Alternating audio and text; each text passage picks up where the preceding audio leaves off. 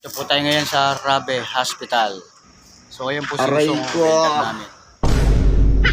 Ay ka Usong. Hi. Ay ka sa mga viewers natin. Hi! Yan, so napakatagal niya ng welder. Ilang taon ka na Usong mag-welder? It is. 30 years na welder.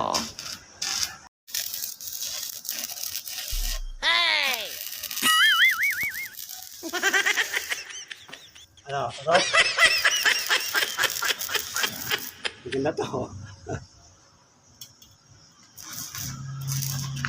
Gusto, sama pa rin yung kanta eh. Aray ko.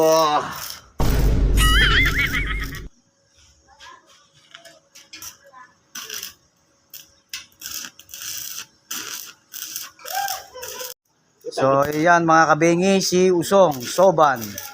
Taga saan ka Usong? Ano yung bayan? Dulong Bayan, Taguig City. So ayan po, wini-welding niya po yung stroller. So ayan. Ilan taong ka na Usong nagwe-welding? Halos 30 years na, pre.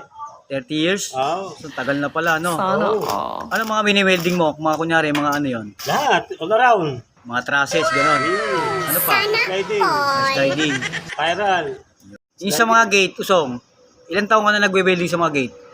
Ayun, sabi-sabi nyo, 30 years. Mga 30 years, gano'n. Oo. Ang tagal mo na pala nagwe-welding, no? Oo naman. Lahat ako, 16 pala ako, welder na ako eh. Oh, tagal na pala. Aray ko.